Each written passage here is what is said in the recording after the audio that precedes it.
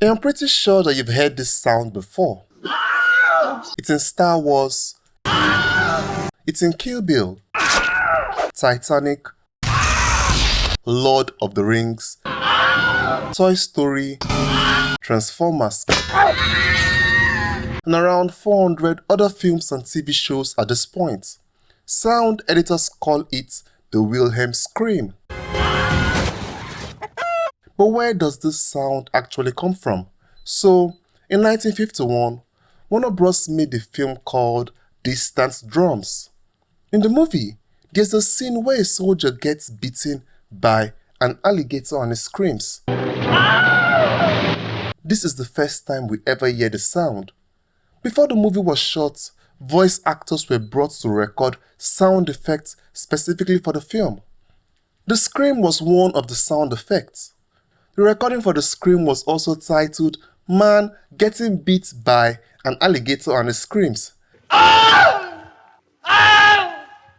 The first one you did up here was much better.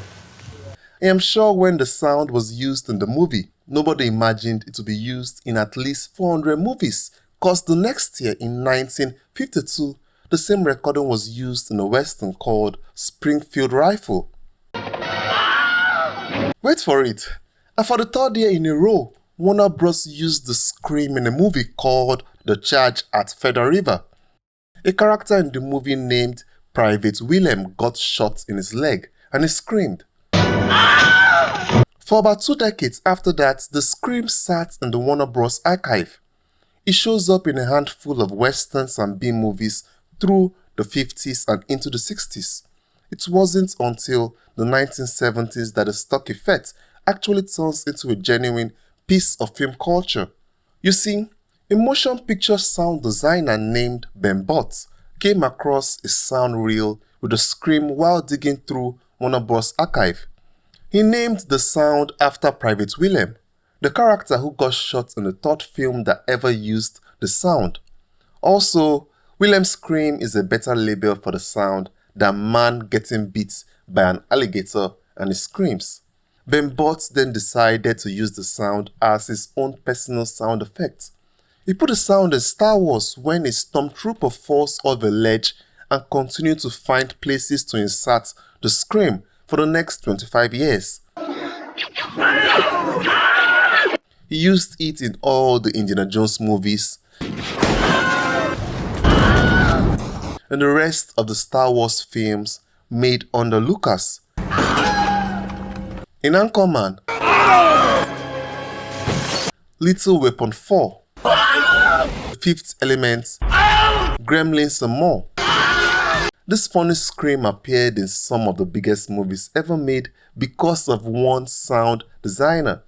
The sound didn't just stop with him. Other editors started using the sound. I'm sure it's hard to resist joining in on a cool joke. That's how the scream started spreading across different franchises and studios. It's in Inglourious Basterds, Captain America, Man of Steel, and Django Unchained. The scream also shows up in a ton of animation too. It's in Beauty and the Beast, Despicable Me, the Lego Movie. The scream is everywhere.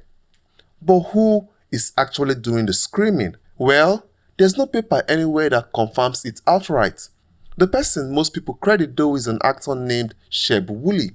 Wooley had a small uncredited part in the first movie where the scream was first used. Wooley was brought in that day along with other actors to record extra vocal material for the film, so the timeline matches. Sheb Wooley never confirmed that he voiced the sound since he had passed away before the sound became popular. Years later, his widow Linda Dodson said in an interview that Wooley's scream had been in many westerns. She also added that Wooley always joked that he was great at screaming and dying in films, if only he knew how right he was. This is not hard proof, but is the best we've got. Wooley went on to have a fairly interesting career after the film.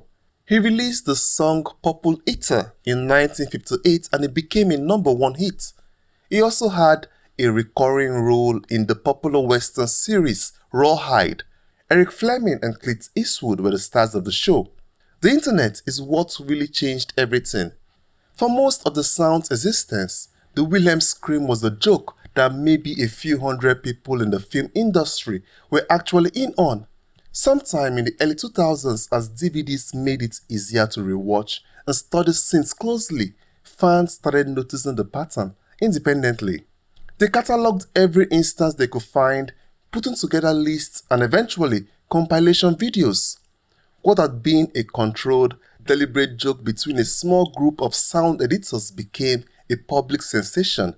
It started showing up in commercials and is still going strong today. Kraken with crudely fashioned. What actually gets me about this whole story is how far the scream has gone from where it started. Nobody in that 1951 recording session had any idea they were creating something that would outlive the movie, outlive the actor who performed it, and end up being part of some of the most expensive and widely watched films ever made. The craziest part is that almost nobody alive today has seen that original movie. Okay, I'm just exaggerating, but you get what I mean. When next you hear the sound, you will know where it's from. If you enjoyed this video, like, comment and subscribe. Also check out my other video on the best visual samples in movie history. It's fun, you will enjoy it. Ciao for now.